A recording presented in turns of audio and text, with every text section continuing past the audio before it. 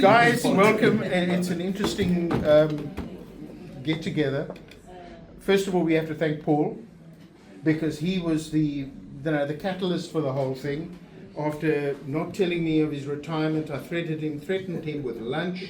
He then decided to add on one or two people. It ended up with Simon Cora, and it then became the shit show that it is now. So really, it is incredible that we figured out there were 24 of us in Sub A in 1965.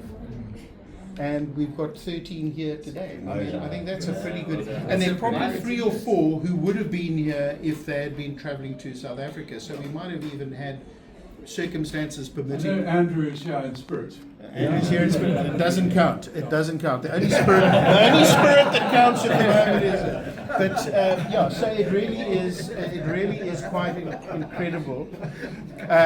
Everybody I've spoken to who says that I'm going to a reunion, I say Sub A, and they go, "What are you talking about?" The trick is, but Sub A, no. So guys, it's incredible to see you all here from some parts of the world because Philip, you flew in from UK. Were you? No. I usually live here, but I was abroad. Oh, I see. Okay. So you're not a refugee or anything. It's come from Newlands. So, guys, I think I wrote about it. Just order what you need. If we're only going to have at the moment, we've only got white wine. If you want beers, there'll be some mineral water coming for those drinking mineral water. If you want whatever they sort of have and can offer in terms of just order. It all goes onto my tab. I paid the deposit, and then I'll send you an email, and hopefully you'll reimburse me. If not, if not, I have. If no problem, I really don't. Everybody's left the group. So, guys, what I would suggest, James suggested that we just take a couple of minutes. The next protocol, we'll get some flammkuchen on the table to have something to eat. The menus will come and you can order. But then I thought James had the very good idea. We each say a little bit about ourselves in the last, well, if we can, in 60 years, not more than, look, we don't want the whole, we want the, if you have a potted version, we need the little dialysis slightly version there to get through. So I'll start with myself and then I will sit down. I started, went right through to 76 at Bishop's, did my matric at Abbott's, because Charles Curry didn't particularly like me and I was pretty bloody stupid at that stage. Did my army, did my military service, did all of that, then started as a shipping clerk at an importing company and then developed a career in shipping. Had my own company. I've been in the industry now for 46 years and earned a living out of that. Trying to figure out whether I should retire. Some of you are retired, some of you are trying to be retired. I don't know what it is, but it's a major step. I don't know. Paul is going to organise the 50th anniversary of our... With a bit of help from my friends. Next year. So that's broadly. So what I've also done is I wrote a book about my late father, which is, there are copies at the back there. Simon's got one, Paul's got one, and I obviously have one, or 2 or 3. So there's a copy there for everybody to take, because that is the 70s, the 60s, 70s, when we were all growing up. Yes, it is trying to get rid of copies, that's true. But it is also... No, Put them on the bill. there's no charge. No. It's an interesting part of our lives. And looking back at it, I did write another book, but I won't even bore you with that. So I thought it would be interesting for all of you to have a look and think back of all of those years in terms of what the macro picture was. James, you next.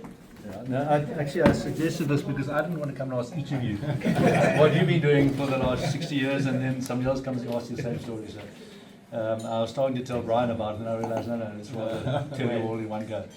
So basically finished school, and I was just thinking, who went to Stellenbosch? Was I the only one? Were you Stellenbosch? Did I know you? You probably didn't want to know. You probably didn't want to know me. You were at the Priory, you know, weren't you? Yeah. So it was. I was just saying to Brian now. I went away from Cape Town and I was a boarder. And you're thinking you were all day boards. So I But you were a Dable for a while, weren't you? only up to standard 4. Okay. Okay, well, that's- So the people I've kept more contact with are the farmers and the outside of town, the Costas and the Gerbo and Ceres and all those people. So I lost touch with all of you guys. But yeah, so it was Stellenbosch University, then agriculture, so we bought a farm in Worcester, and I've actually been there since. I sold the larger part about 8 years ago. When I got to 60, I decided it's time to slow down, and I kept a smaller farm with just olives, so I farm with olives. But you know, like we do when we retire, I then started a wine export business, and then I started an export certification business for farmers, so we actually ended up running around more than we were before almost, but that's good, it keeps you busy, keep going. 3 kids, 2 daughters in Cape Town, one with two daughters, 2 grandkids in Cape Town, my son out in Rawsonville with 2 kids. So 4 grandkids, which seem to keep us busy every weekend. Yeah, otherwise, all good. So thanks, Gavin. Nice to see you guys. Brian, the floor is yours. The floor is mine. Do we have to stand? No. Yeah, no, you don't have to stand. No. It seemed very formal. So yeah, I also finished school, went to the army, used to speak to Alistair on the radio. I remember we were in different locations, but in the same regiment. Came back, went to varsity, did my CTA, was articled for a while in an accounting firm. My green pen ran out, decided it was crap, and got into running late night restaurants. Speak Easy, Hard Rock, and all those kind of, you guys may remember that stuff. Mavericks teasers. Mavericks was engaging. I think it was a silent shareholder. Yeah, exactly.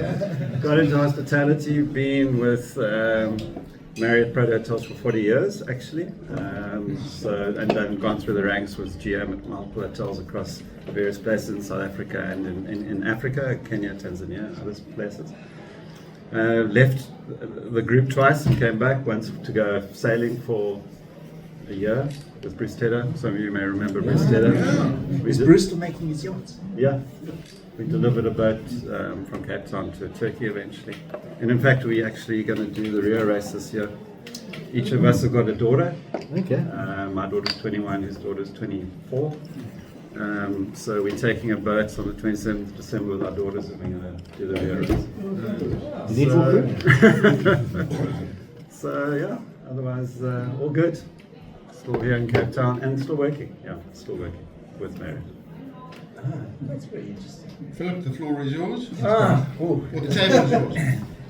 From sub A through to matric, bishops. I then had a year at Haileybury College after for the bishop. We saw you there on that program. Spent a year there, came back 2 years in the army. A bit heavy. I ended up in this Ovambo battalion, 3-5, whatever. Interesting one there. Interesting one. That's interesting. Yeah. You were at Oudtshoorn before, First at Oudtshoorn because we wanted to come home at weekends. Myself and Mark Westcott actually. Remember Mark? Yeah. And so we ended up Oudtshoorn, but then they transported me to this 3-5 battalion. Came back, went to UCT. Then I through the good offices of bishops and whatever. I ended up at Oxford for 3 years. Came back. Was their first year course?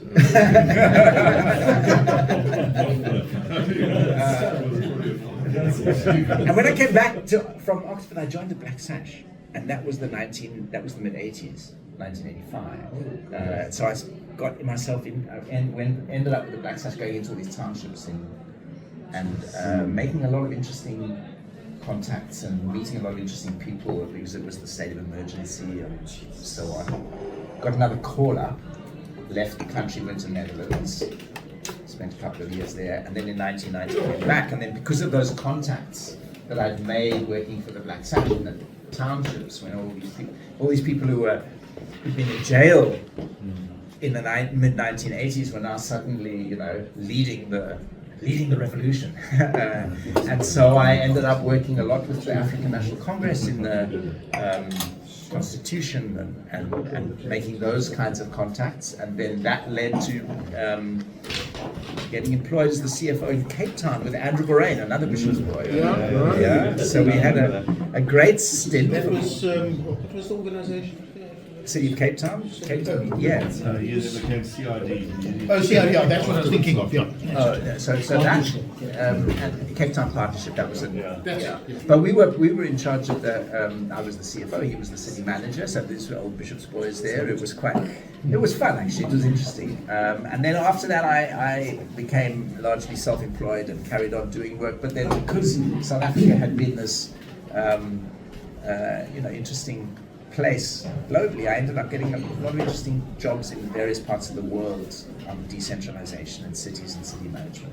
What I also did in the Netherlands is I met somebody from India, got married. She's from Kerala, South India. She came to Cape Town. So I was married to somebody from Kerala for many years.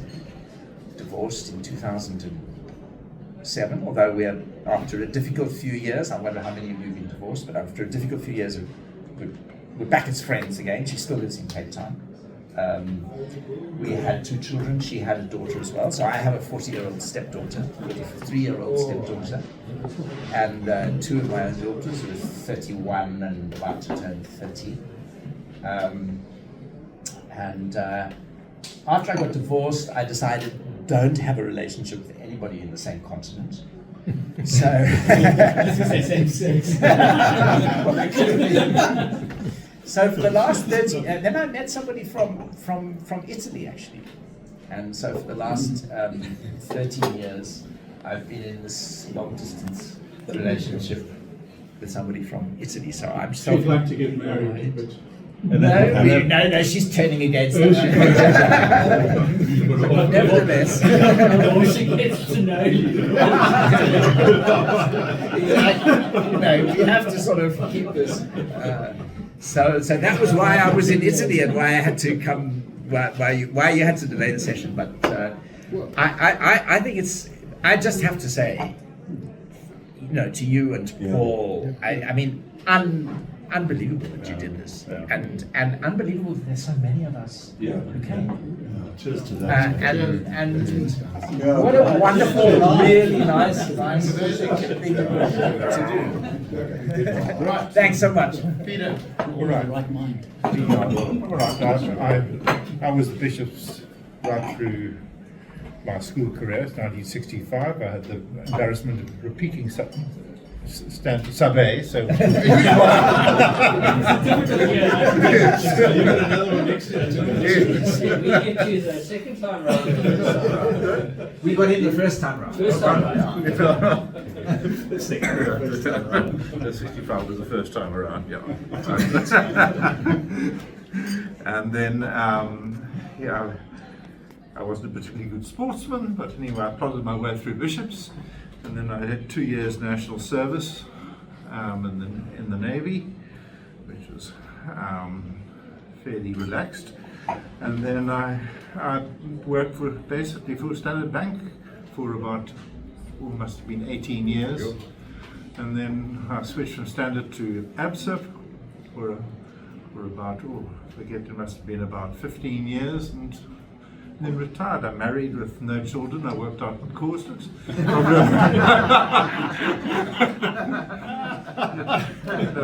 My mother told my sisters they must always swim with the discipline between their knees.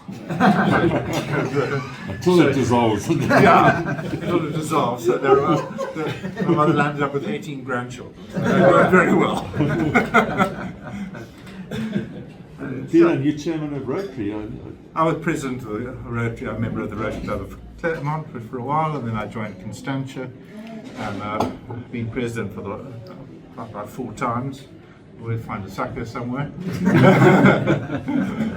and then involved Rotary Youth Exchange. I think your daughter went on exchange many years ago. Yeah. Mr. Ritchie. Right, I was at Bishop's till Standard 1. You wouldn't have been here otherwise if you were the bishop. Well, I just had to, some of you might not be brain surgeons, so till Standard 1 where they realised that I wasn't probably the right stuff for this. So I left there and I went to Michael Oak, which is a Waldorf type school for deranged people like me, and they tried to sort me out, and I enjoyed it there. It was very nice. And then standard 3, I think I went up to St Andrews College and was there at St Andrews Prep, St Andrews boarding school, and left in standard 8 and did what you did, went to sort of progress or whatever, habits, I was going to habits. And then did my army training, also 2 years. Then I worked for a clothing company called Hepworth for a while. And I left there and I started a little takeaway shop in Rondebosch called the Spud Stop. I ran that for a while. I remember the Spud Stop. Yeah, it was Was it your before idea? Rondebosch died. Mike? Was it your idea? That's not something. To a friend of mine. Used to go there after the pig. Yes, everybody. But then when the pig and they closed that whole area down, and then the students didn't come there. Anyway, that's what happened to the business. It There's folded. hundreds of students there now, but the students who got there. Look, there's either Hard Rock Cafe or the Spud Stop. I mean, Or naughties. Or Abigail's. Or Abigail's. All those places. Just a bit Guys, further. everything stays within this room. Any confession? Dennis the page is The watching. fact that this is being Yeah, recorded, yeah. get the sign in. Beside the point. Guys, there's a mixture of meat and vegetarians. So vegetarians, there is stuff. If then you only need boiled crab, it's all here. I'll take it. Right. Yeah, and then from there, I got into chemical industry, and then I started a business in artery making, washing powders and softeners and dishwashers and all those, bubble bath, all those stuff. And was there for, well, I think Cape Town, then moved up to Portable, where I now stay. About 15 years ago, I moved up to Portable for a quieter lifestyle, and then moved my business up there because it was too much traveling back and forth. Scaled down the business, moved it up there. That's where I am happy, love it. That's In it. the town or on a farm or what? I'm in the town. It's not, well, Portable is not exactly there. You can go, if you walk more than a kilometre, you'll be outside town. And if we're passing by, should we just keep passing or should we knock on your door? You are more than welcome to pop in, and there's accommodation, and we'll have a braai and whatever you want. Anytime, you are more than welcome. Simon. Well, thanks, guys. First of all, are there any people from our class who are not on this planet anymore? There's one, Philip Thomas. I heard Mrs. Curry, a teacher, she passed away a couple of years ago in Silvermount. So I remember Philip because he used to run He the had corner. cancer. And James, the older brother, was tragically really ill. Remember his mom and dad as well. They were really nice, and the sister. Yeah, Liz. Oh yeah, well, I just thought we could just remember Philip.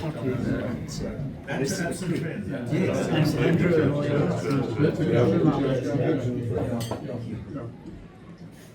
Not much to report on my side. Bishops I was in the medics after went up to Pretoria, and it was quite an experience. Ended up in the border.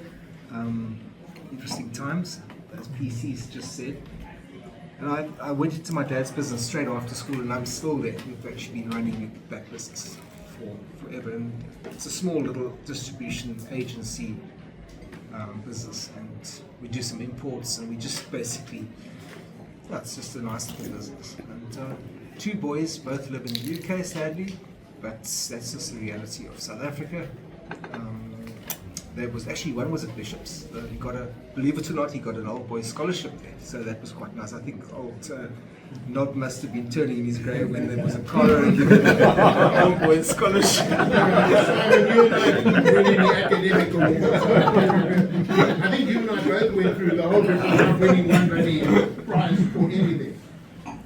Yeah, so he loved. It was a great experience. He was at Sax before. It was just a different. It was just a magic place, Bishops, and it's such a centre of excellence in so many ways. Okay, I know the press has been really hard over the last couple of years, but it's such a wonderful place. So I try and pop down there occasionally. But that's really it. It's so nice to see you guys. You're still on the same road, Morgan Road. Still Morgan Road? Yeah. Nice. Still there. They bought it in 1962 at Sharpeville. Is that right, Gavin? Is that the right date?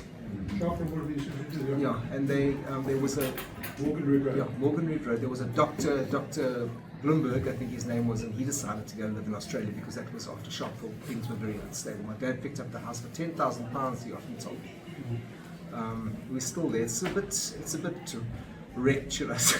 but it's old and. The Raab's still and the house next to The Raab's is still next to it. You had a dog called Brandy. huh? Brandy, yeah, Brandy was there.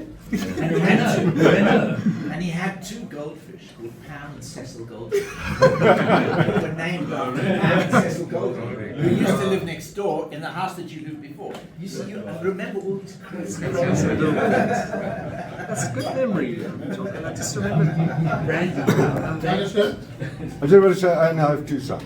Sorry? I have two sons, the one of 22 and one of 18. I didn't put that in. It's fine. You won't be marked down for that. I was just checking because I Come to saw. me about the curry now and all the other things and keeping Peter down. It's all right. What's wrong with the So just thanks so much for organising this. I think it's fantastic, and it's all those memories that come flooding back.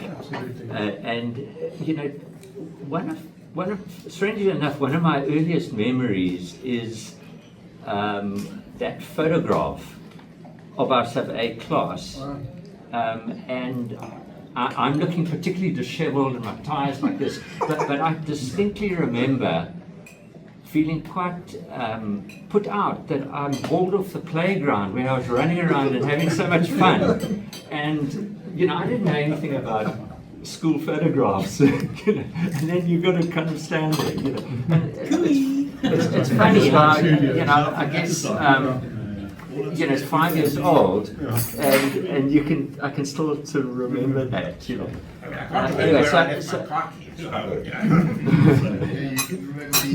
yeah, and many other memories, and I'm sure lots more will come flooding back, you know. So I was at Bishops from sub A to matric, and then Army for 13 months, and I also remember talking over the radio to you, Brian. I think you were in Katimo Malilo. I was in Zini. Oh, okay, and then we had another guy in Katimo Malilo, and I was in Pittsburgh, and basically you spent the whole time listening to Radio 5, you know, Radio 5, but then we were supposed to be tracking various frequencies, you know, and then okay, then after Army I was at UCT, I studied law, and then I practiced as an attorney for many years. I was at the same firm for, I think it was 33 years, and a partner there, and part of the sort of leadership of that firm. But I enjoyed my time there, but I didn't want to do it forever, and I retired early at 55, and then have been kind of doing my own thing since. Basically just I look after my own investments as a sort of occupation. And it's quite a nice thing where it's not full time, you know, you got plenty of free time. Got married, 4 children. My wife and I have the dubious distinction of getting divorced and then remarrying, which is very unusual. But you know, it's one of those. No more children came after that second marriage. Not that I know of. No younger wife.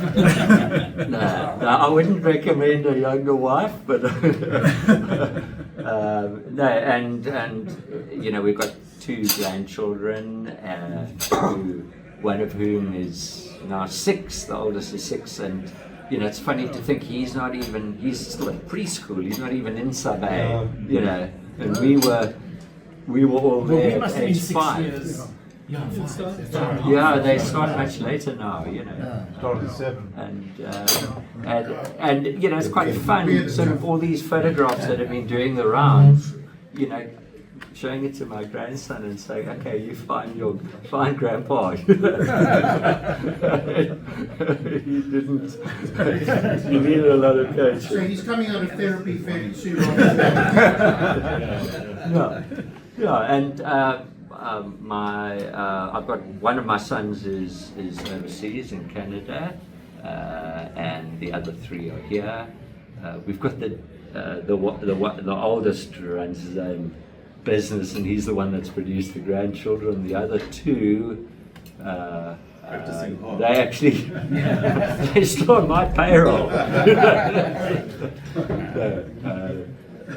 Well, you've done well with your investments, you see. Well, Anybody who's worried about their pension, speak to Alistair. No, I don't give advice. Anyway, it's lovely just to get together again and reconnect. Yeah, fabulous. Yeah. Well, I think do I have double time because I can.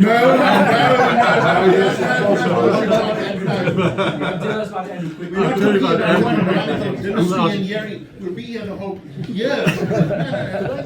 I'll start with me. So so what I find interesting is that when I was at school, and particularly going to getting towards matric and leaving school, I'm just fascinated to find out what you all have done. Because I had no clue, not only no clue about what I wanted to do, but no clue. I mean, I'm interested to find out, for example, that you went into banking and you went into agriculture and Brian was a hotelier. I had no idea of what people, there was no real indication of what people were interested in at school level. So I find that fascinating. But I went into the army only for 1 year because we all got caught with that 2-year thing, and I decided to go. There was an opportunity to get out after and go to university, so I did that. I did a first-year BA. I majored in religious studies and social anthropology. I didn't know what else to do. And then I changed to music, and I ended up doing a music degree at UCT. And because I played the organ and played a little bit of piano. And then after that, I floundered a bit and went one thing to another. Went to Rothmans for a while, but after a couple of years, found myself with a very nice psychologist in Cape Town called Rainer van Sale. I said to Rainer, I don't know what to do. All my mates are going up in their jobs and their careers, and I'm going backwards. I was going from one job to another, earning less and less and less. And so eventually, after lots of chatting, I joined the SABC in broadcasting and media, radio and television production. And then in 1993, in fact in 1993, I had an opportunity to do some training at Bop TV. And a friend of mine had a contract and he couldn't fulfill it for some reason. And my little contract at Bop TV for 3 months was worth more than my annual salary at the SABC. So I said, right, let's go. And then I went, so basically I've been freelance since then. I've been a freelancer ever since then, video freelancer. And it's had its ups and downs. Had a very nice program, a contract with the SABC, producing a program about NGOs in South Africa, and it was called Community Desk, and we had about a 2.5-year run, which was fabulous, a weekly program. And that sort of set me up for what I wanted to do. And I've been on my own since then. My main client these days is CakeNet, surprisingly. They have a weekly program called On Boat Sake, breakfast business. And I'm the Cape producer of the Cape stuff. So you do the Boersoeke Vrou stuff. Not quite, not quite, but I know the Boersoeke Vrou people. That's right. James is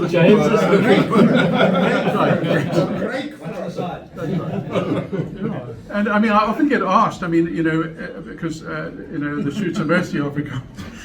Why did they send a bloody Engelsman? And I said, well, I've got a van in my surname. I've got quite a lot of pedigree to be able to do this. So, I'm there. But I've had great fun with it. I'm shooting in Aysfontein at the moment.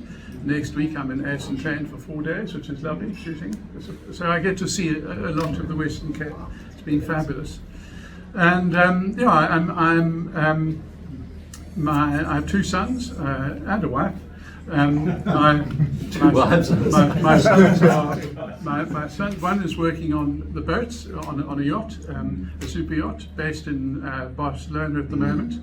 He's been there for about 5 years, he's a bosun. And my other son is working remotely for a UK company based in Cape Town. So I'm lucky to have the children, well, one with me and the other floating around. And we're fairly rooted in Cape Town, and we're on our South African passports. And the boys, fortunately, I think, are keen to be in Cape Town and love South Africa. So they've both bought themselves Land Rovers, and they're hoping to do Africa travel and Southern Africa travel and stuff like that. So I'm lucky in that way that we don't have our kids living and find families overseas. My one son had a German girlfriend until recently, and we thought, that might be it. Well, our German's not very good. And the other son's got a Venezuelan girlfriend, and our Spanish isn't that very good, so we're not quite sure. But there we are. Yeah, so that's sort of me in a nutshell. Andrew, I must just quickly tell you, went to Australia. Married a Zimbabwean girl, went to Australia. Where do you think you can get this advert in?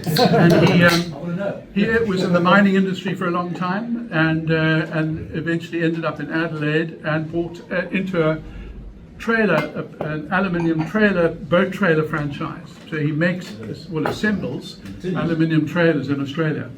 Yeah, actually, Andrew and I there are a couple of memories. I don't know if you ever remember, Andrew bought a three-wheeler Honda delivery bug off the compost heap at Bishop's for R9 with Jeffries, who was Jeffries was the groundsman. There was a three-wheeler.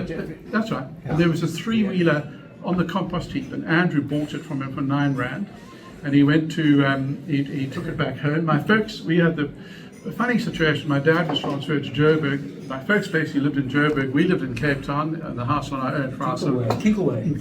No, not Kinkleway. This is Alswick Road, next to Bishop's. And so we had, so Andrew spent most of his time in the garage with this machine rather than doing history. Or he got 22% for history one year, and that was, my folks just had a freak out. Anyway, but he got this thing going. That was one memory. This little machine that he used to drive up to the school play in the evenings from home, and got lashed for riding across the Piney Reefs in the three-wheeler. And he thought he'd get away with it, but somebody saw the tracks. And so the evidence was clear, he got lashed for it. But I want to go back to an earlier memory. I don't know if this is a true memory, but whether it was a sub A or sub B, but weren't you tied to the chair by Mrs. Curry because you couldn't stop getting up? Is that correct? Me. Was it you? Was it you? No, you were tied. I was tied to the chair. Okay, that's one memory I have from both of us. ADHD. Was it sub A or sub B? But I wasn't. I can't remember. And was it Mrs. Curry or Mrs. Vanderplank?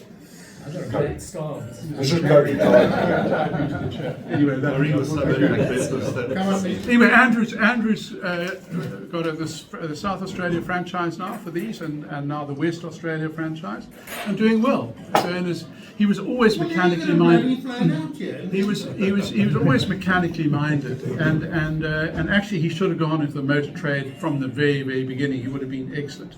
But he's now doing these boat trailers and absolutely loving it. Thank goodness. Yeah, there we are. So that's us. Charles Perry. Okay, well, where do I start? Also, like, briefly. He's taken half your time. it's not bad. Also finished at Bishop's after 12 years, and then went into the army, and ended up teaching and working in a hospital. I did the basic training and everything, but in Maputo, Tswana, and then after 13 months, I got out, and also just had to choose what I'm going to do. So I went to varsity, and I started with social science, and I actually have 5 degrees in 5 different subjects.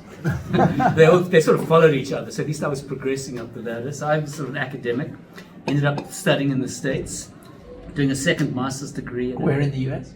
In Chicago to start with, and then in Virginia, did a PhD in Virginia, and then a postdoc in Pittsburgh, and then came back to the Medical Research Council, where I had been before I went to the States, and I'm still there now, just 2 days a week, semi-retired, but doing a bit of consulting. And I ended up heading up a research unit looking at alcohol and drug abuse, but I do drink. I just finished my drink now. And I was briefly for 2 years an acting vice president of the MRC.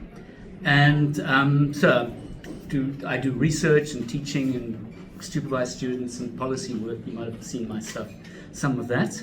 I've married to an American, came back here in 1990. 2 kids. Unfortunately, my son moved last year to Amsterdam. He's also an academic at the Freya University in Amsterdam with a grandson. Unfortunately, that was very sad when they didn't leave the grandson behind. They took him, unfortunately. So we were very upset, particularly my wife. And I have a daughter who's a lawyer at Weber Wenzel. So they're 31 and 33.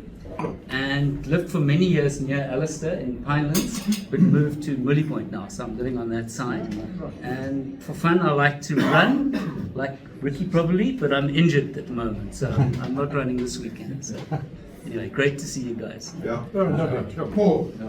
Yeah, so Thank you. you know that Yeah, we Ricky were now. okay. Robinson, it was the same sequence we were in all this.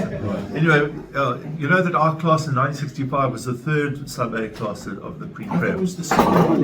No, I think the first one was Peter van Reinfeld's We were the best. Or that, yeah, no, we were outstanding. Anyway, so I was at, I went to prep school, was in Brookhouse as a day boy, and then went to college, was in Greyhouse. I was a day boy all my life.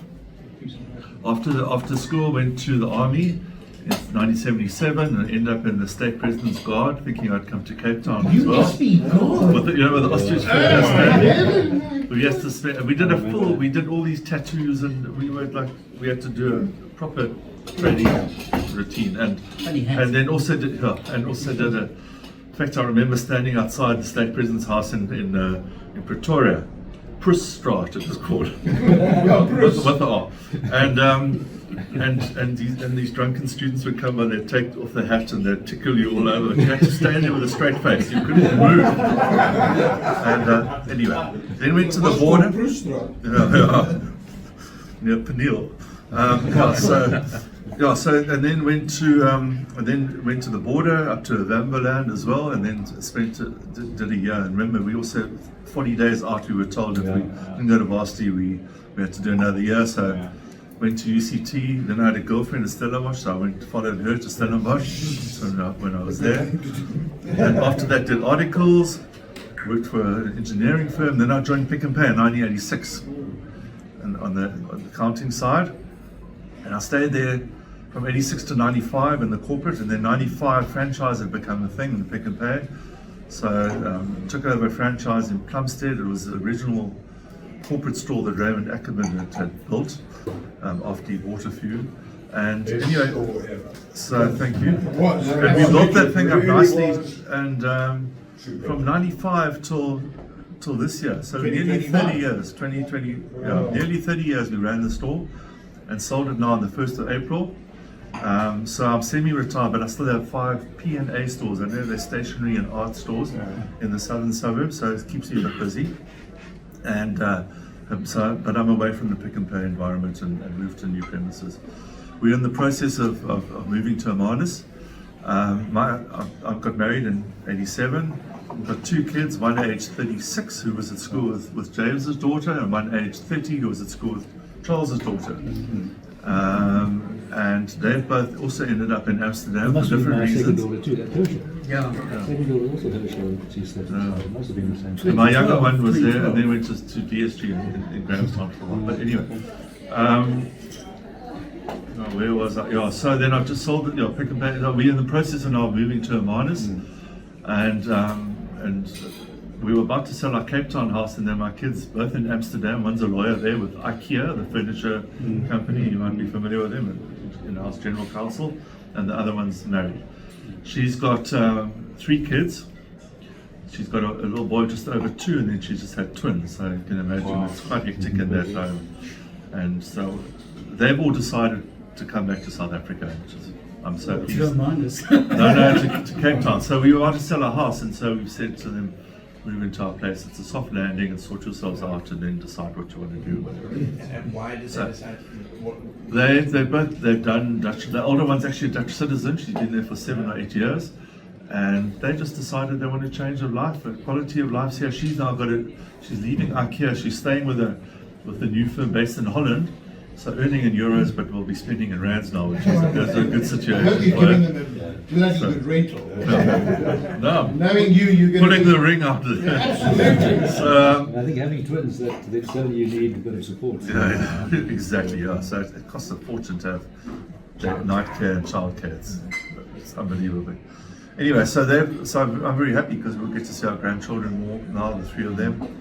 And they'll settle into South African life and enjoy it. We are very, very privileged still here in South Africa. I've seen overseas, we've got great medical care, we've got a great lifestyle. The schools are still excellent here. So there's those 3 boxes that are ticked when they're for coming back for the next few years. So my grandson has been provisionally booked into Bishops. There's a whole process there before they get in. Better not mention my name. Otherwise, it will be a no-no.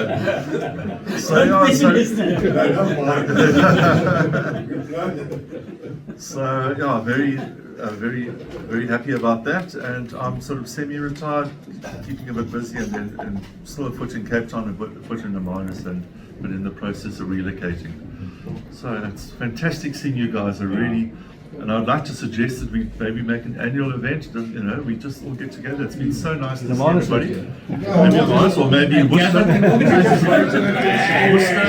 The group. Okay, so I'll keep the group alive and we can do that.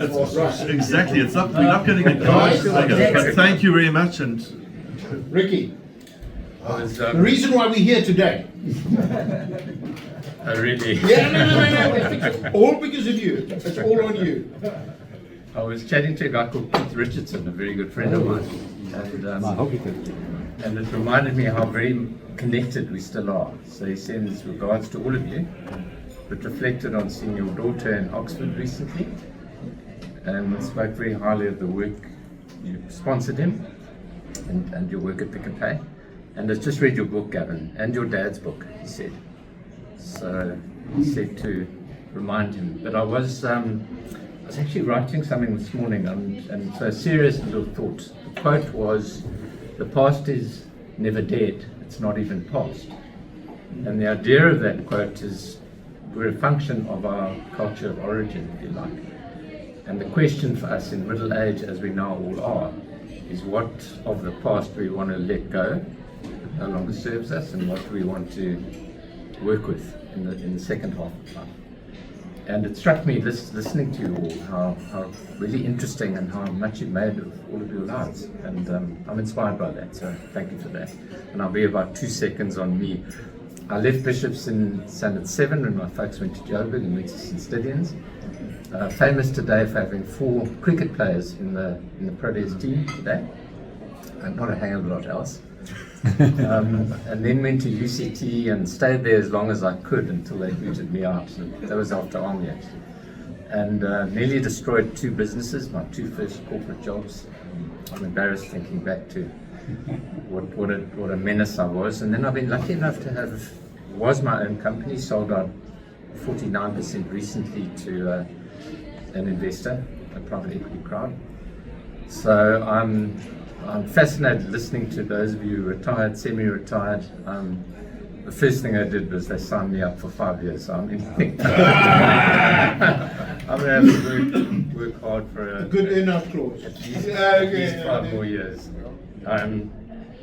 Just on the personal side, again, interesting listening to you. On the wife's side, divorced quite soon after about 3 or 4 years. It was a mistake when I was traveling and there was a lot of pressure in the business.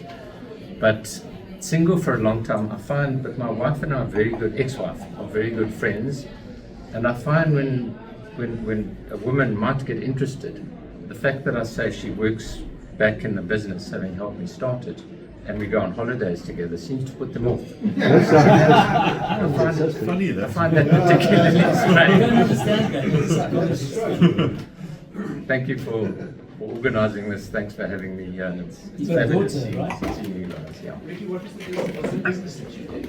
Yes, it's your turn in your chair. Yeah, right. This is all playing. Right, okay. So we call it workforce readiness. David's there we go. Oh, he's zoomed in. He's got the whole. He's the first and only Bishops boy to run the sub 4 minute mile. Yeah. Daily.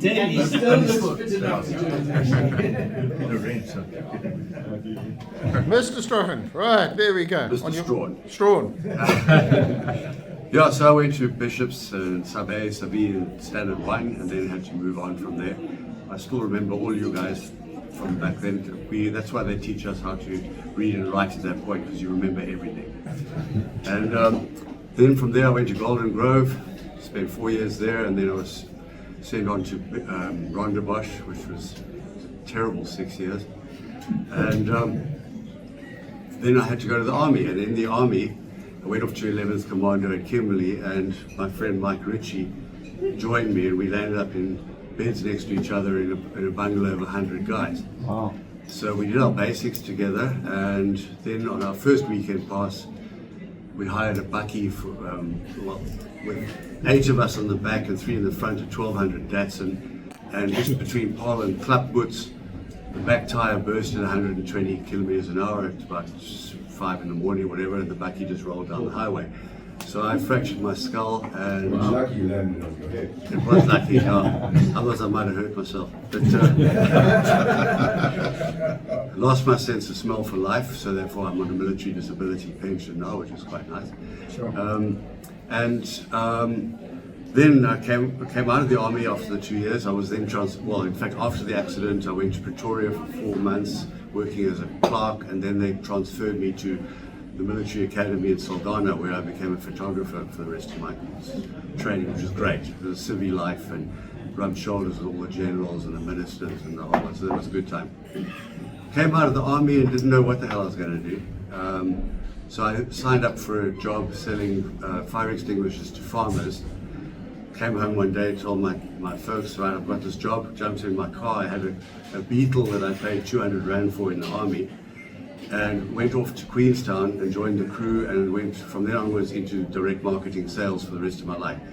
I lasted with them for under a year, and then I decided to go to Joburg. In Johannesburg, I sold all sorts of things, including perfume with no sense of smell. In fact, I was top salesman, so I sold fiberglass seating insulation door to door in the evenings.